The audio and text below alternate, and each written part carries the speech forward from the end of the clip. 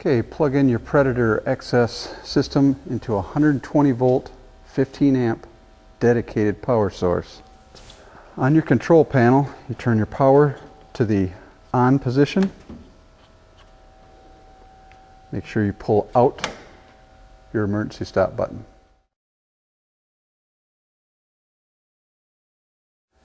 If there's an object underneath the carriage, the safety switch will automatically stop the machine and turn power off to the drives. In this case, we had a roll of film that was laid underneath the carriage, keeping the machine from completing going to the bottom. In order to remove the object, you will have to remove the Lexan cover. There are 6 screws.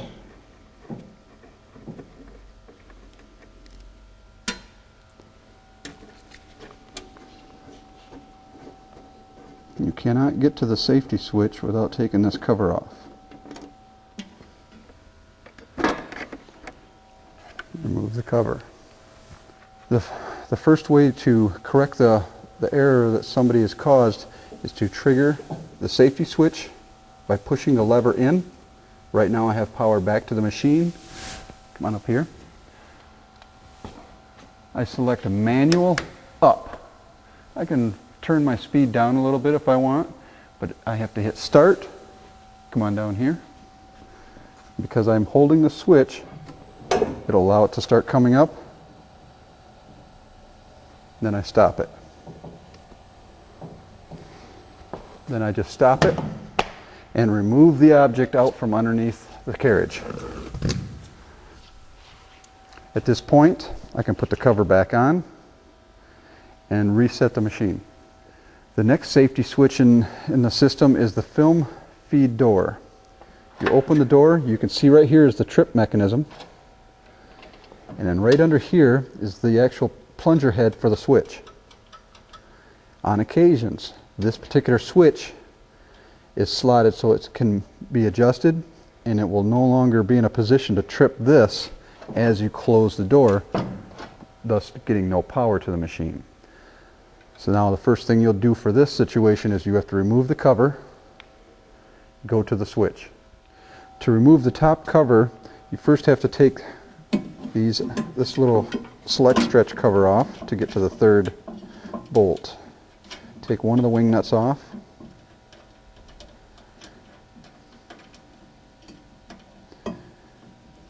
And loosen the one on the back of it. Just get it loose and remove. Now you can get to the third one.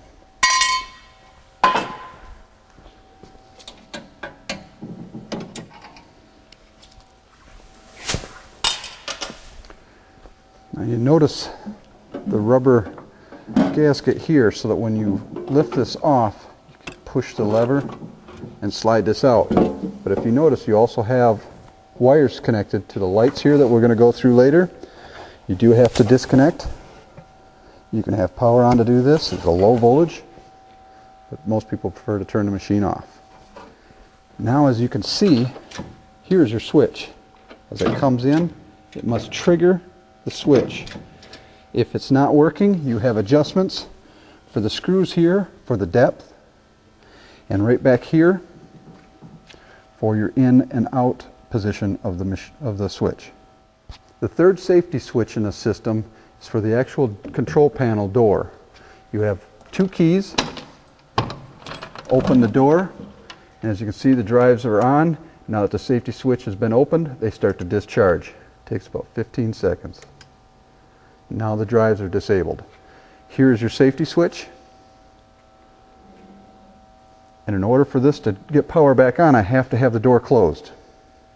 But for service work, we give you an extra key so that you can have the system back up and running, do your monitoring, check outputs, because right now when you pull this out, PLC will not work. But if we need to see if a photo eye is working, or a proc switch or a limit switch is working, you have to have the key in. That is the third safety switch. The last switch in the safety string is, of course, your emergency stop button. You just push it, If you notice the indicator went off, twist or pull brings power back onto the machine. As far as the AC drives, the PLC. So the emergency stop switch, the door safety switch, the film door safety switch, and the carriage pan switch. They're all in series in the schematic. Any one of them get tripped, it shuts off the machine.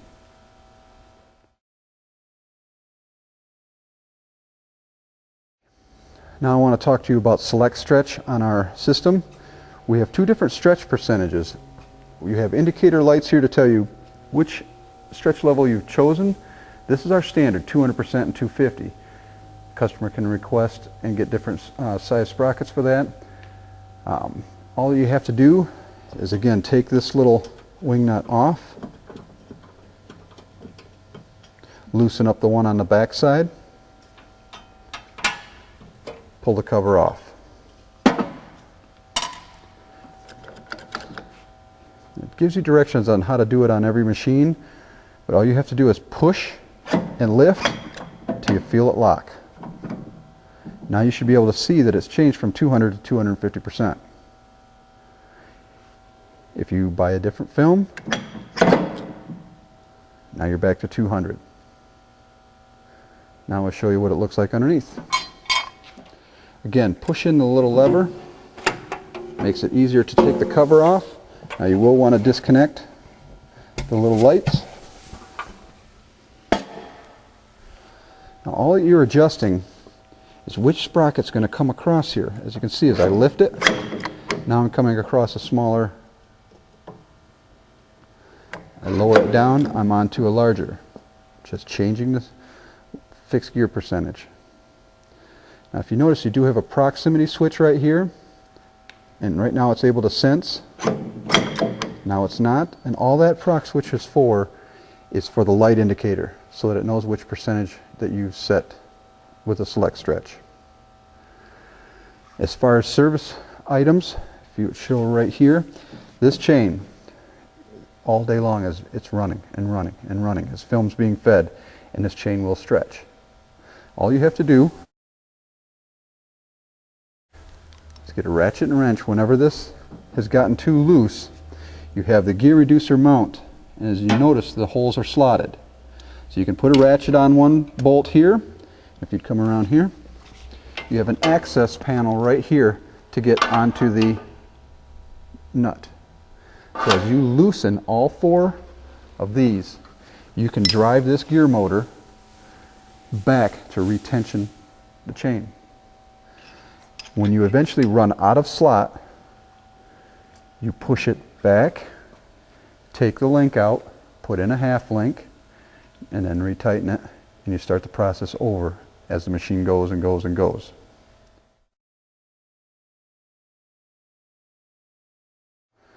Alright, we've discussed select stretch. Also with this system, you will be able to control how much tension you want to place on the load. You have a film force potentiometer, and when you're setting it towards less, you're putting less force. More speed, but less force. As you turn it towards more, you have a very stable, hard load that you want to hold tight. Turn it towards more, and it'll take that film and make it tighter on the load. All you're doing while the machine was running, you'll see as the film pulls the dancer bar, it starts driving the system. How fast that feed rate is going to be is determined by where you set this.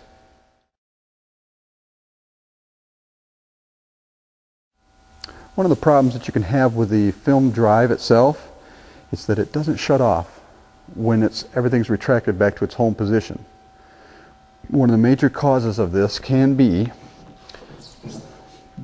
the set screws that are on the dancer bar at the top or at the bottom.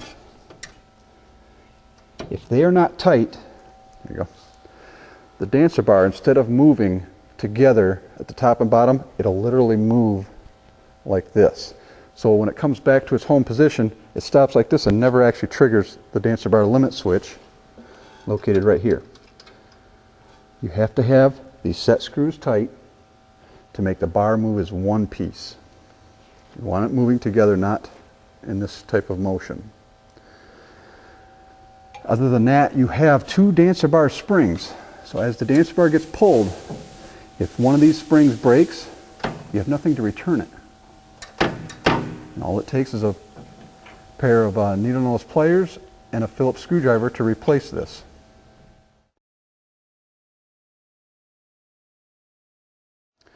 Every single one of the switches on the carriage, from the door switch to the proc switch to the carriage up and down limit switches to your safety switch to your dancer bar switch, all get connected to a little terminal strip that's underneath this cover.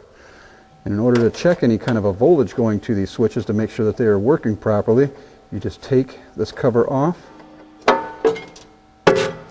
Then using your schematic and your voltmeter, you'll be able to check the appropriate switch for the 24 volts that you're looking for. At the end of each cycle, the film puncture probe will extend out, put a hole into the film, and tear it away. If your film puncture probe is not working, again, you will remove the cover of the terminal strip, and at the end of each cycle, you have your voltmeter here, put it on the probe wires, and if you have the voltage here and the probe is not extending, you have a problem with the solenoid.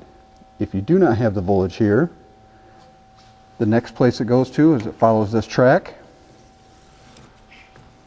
right into a terminal strip inside here. So if you have the voltage outside it, no voltage at the outside of the machine, but you do have it here, then you know it's just something in the cable. Alright, the next two switches on the carriage are your maximum up and maximum down limit switches. Now, as you can see here, you have a physically mounted spot for the trip mechanism, and you'll see random hole placements for different pallet heights. You can also drill these holes to be anywhere you want and set your maximum down switch. On your maximum up, it is slotted, but it's set so that the carriage cannot damage itself up at the top. You can move this to wherever you want or trust that the photo eye is working. If you have issues with the carriage limit switches, just like with the film probe, you need to come down into the terminal strip, check your voltages whenever the carriage is being triggered. If you have the voltage here, it's just the limit switch. If the voltage is not getting out here, then you have to check the wire track by coming into the control panel and checking the voltages at the proper terminal here.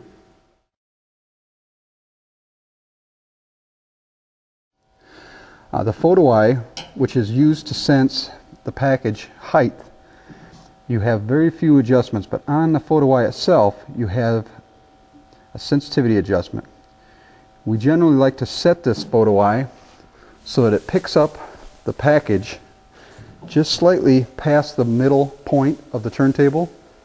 If you set it to see too far back, if somebody parks a forklift over here, the carriage height will continue to go and go and go until it gets above the forklift instead of your package. To set your sensitivity, I usually have one person stand on the turntable, and you turn it clockwise to sense further, counterclockwise to sense a little bit less. Once you have your sensitivity set, you'll run a couple cycles, and if your package height is right here, the photo eye is blocked and it comes up and then it keeps going and it stops up here, but you want it to stop here. You have two adjustments for it. We put this photo eye on a little channel here so that you can slide it up and down to set your overlap on the top. Any more that's needed for certain customers, you have to open your control panel door, open the little tab here, and if you'll notice, there are two trim pots. One's labeled 0 on the right hand side here, and then one on the left. Trim pot 0, you can adjust that clockwise for more time. It goes right into the PLC's program and changes the time value. So you'll actually get above the package and go longer or further with a clockwise turning of this dial. If you're going too high, you don't like it, turn it counterclockwise. And that is all the adjustments for the photo eye.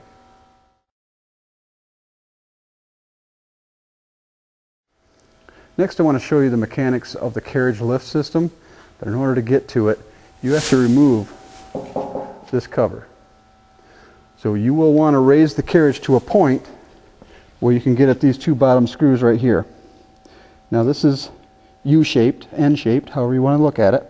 So all you have to do is crack these loose.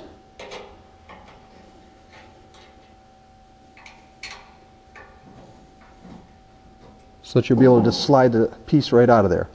But you do have to get up to the top and take those two out. So grab yourself a ladder.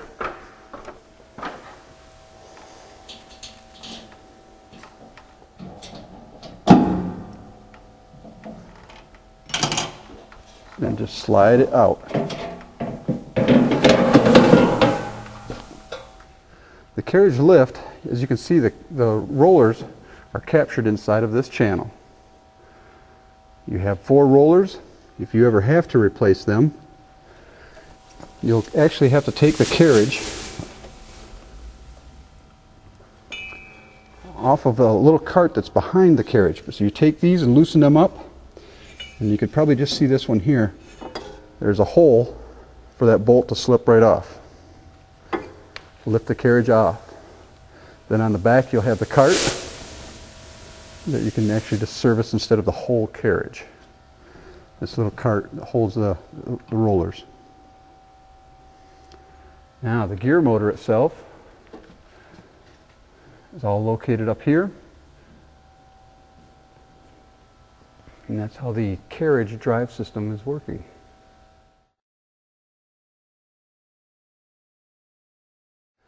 Another item that can affect how well the film performs, not just in pre-stretching it, but in tensioning it, we do put some pressure on the film mandrel. There is some pressure being applied to this, and how it's done is by adjusting this collar, and there's a spring hidden underneath here. You'll see it start to pop up. The spring is here. Right now it's easy to turn. As I take this and I start pushing down, I start compressing on how well this can spin. So all you have to do is tighten it down, give yourself some brake force on that film. Now the more force that you put here, the better the film will follow the speed of those rollers. We do have an option for films that are really a high slip, so that they don't just slip across the rollers and their customers losing money, where we literally have a spring that's thicker, taller, stronger for more adjustment.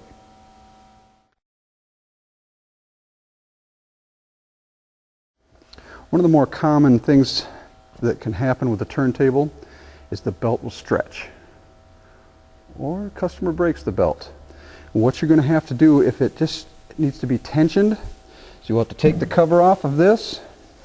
To do that, you have 2 bolts here and 2 on the inside. In order to get to the inside, you have to take this panel off and remove that. So let's go through that. As you can see, the first 3 screws to take off are right out in the open, but the last one is hidden behind the little flex conduit. If you take a flat tip screwdriver, put it into the slot that's just like this on the bottom, pop that out. Okay, we're going to loosen these up.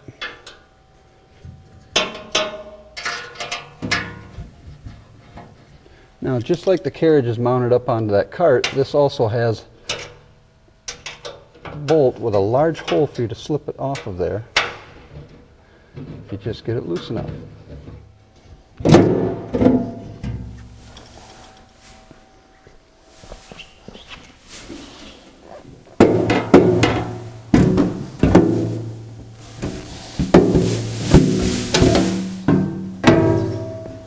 Now, in order to tell whether or not you have the belt tensioned up correctly, you're going to need to take this plate off. There are the 4 mount screws right here to take this cover off.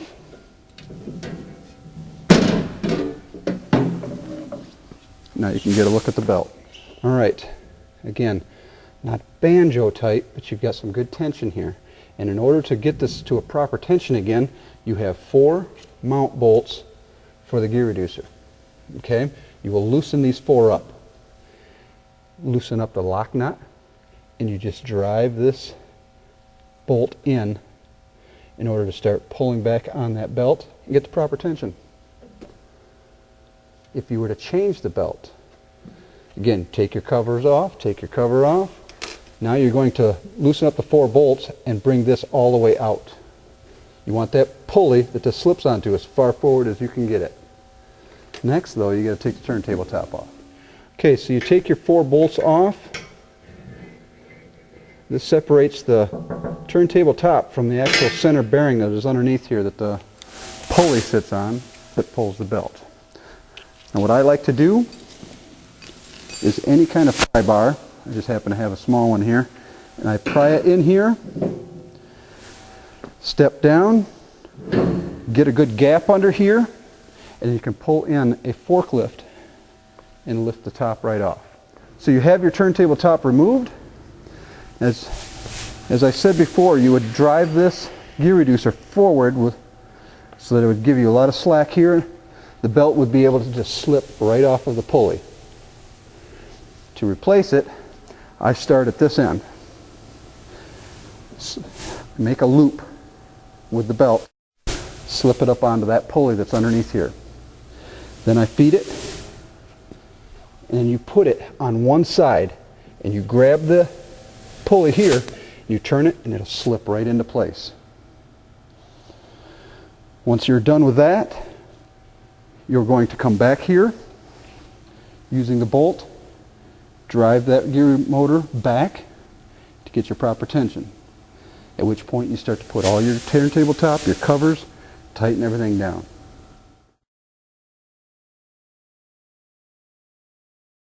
Now, doing your preventative maintenance on a Predator XS, you would think there was some greasing involved.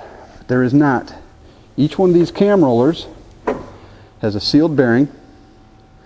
Grease is not required. If you get to a point where a customer is complaining about squealing, maybe this has worn down, simply buy an assembly, replace it. Same thing with your center bearing here. With the pulley, there is no greasing required. It's a sealed unit. You would take this whole thing apart just as described with changing the belt, but you're just changing out your pulley instead. And it literally sits. This black piece right here is a center shaft. Just sits right down on it. That's your PMs for the turntable. There are none.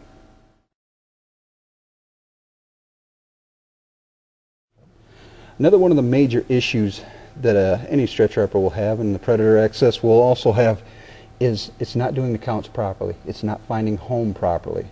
What we use is a proximity switch with a target, and it's just bolted onto the pulley. As it rotates around, you'll see the indicator light turn on and off.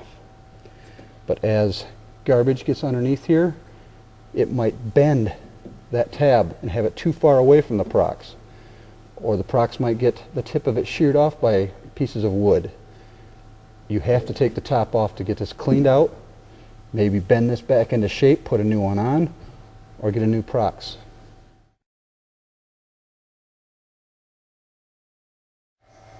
Now I want to go through all the controls buttons on the main panel here. Start at the bottom here. You have your power.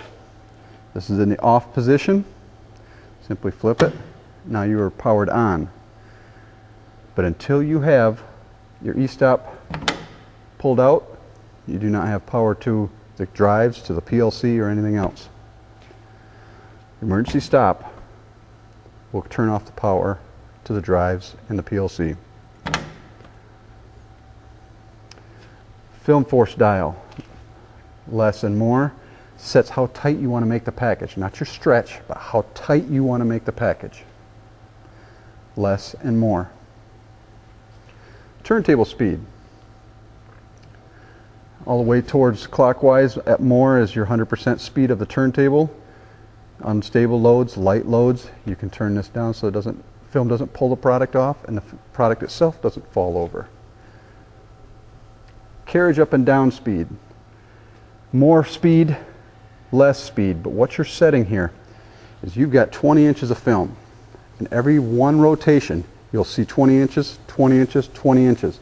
Do you want 50% of it overlapped? Do you want 10% of it overlapped? You're setting this carriage speed so that you're getting your film usage throughout the middle of the package. Turntable, auto and manual selection. If you want to wrap something and you want to do all the counts manually by yourself, you hit the start button. Turntable will start rotating until you hit the emergency stop. That's the only thing that will end that cycle. Turn it back to auto. Pull out your e-stop. You will have to reset it and hit start. That brings the turntable to home so that you're ready for the next auto cycle. Film carriage has a manual up, an auto, and manual down function. One little thing that you need to know about manually running the carriage. You cannot do it when your wrap mode is set to up only. That is in the program. You have to be in up-down to make the manual functions of the carriage work. Now if I want to get the carriage to run manually down, I've got it in manual down position. I do have to hit the start button on every manual function. So I hit the start, and that carriage will run until this limit switch senses it's at the max down. That shuts off that particular push of the start button. I'd have to hit it again to get it to keep moving, or hit the emergency stop to shut it off. But if I want it to go manually up, I have to hit the start button again. That brings it up until the limit switch. The photo eye will not work if we're in manual up. Only the limit switch. If I'm in auto, now the photo eye will run and run and run and look for the top. If it never gets unblocked because the package is so tall, it will trigger when it's at its maximum height here. Okay? Top and bottom wrap counts. All you're setting here is when that photo eye or the limit switch reaches the top. How many rotations will the turntable do before it sends it back down? Our standard for top wraps is 1, 2, or 3 counts at the top. More can be specified and put into the program, and these labels can be changed. Same thing with bottom wraps. When the carriage reaches the bottom limit switch, we've got it programmed for 2, 3, and 4. If you need more, you need less, just ask your sales rep. It's just how many rotations will that turntable do before it stops in home. Now the modes. You have wrap modes and a reset mode. So you have up only. When you hit the start, carriage will do the bottom wraps first. When the bottom counts are complete, the carriage will rise according to the speed, and the photo eye is going to look for the top of the load. Once it senses it's at the top of the load, the carriage will stop, and then your top wraps are going to be applied. Once the top wraps are complete, the film puncture probe comes out, turntable does its stop, and it is done. So it wrapped at the bottom, wrapped at the top, stop. It's a wrap up only mode. But if you want to do an up-down mode, same thing, starts at the bottom. Bottom counts are applied. Once the bottom counts are complete, the carriage rises, looks for the photo eye to be above the package. Once it senses it's no longer got a product in front of it, carriage stops and the top wraps are applied.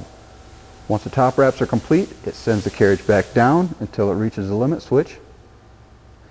It does one rotation so it can pick up home and do a deceleration mode so it can do the film puncture and tear. That's your cycle. If for any reason you stop the load or stop the cycle in the middle of a package, you hit reset, select reset mode, hit the start button. The carriage will find home, the turntable will find home, everything goes to home.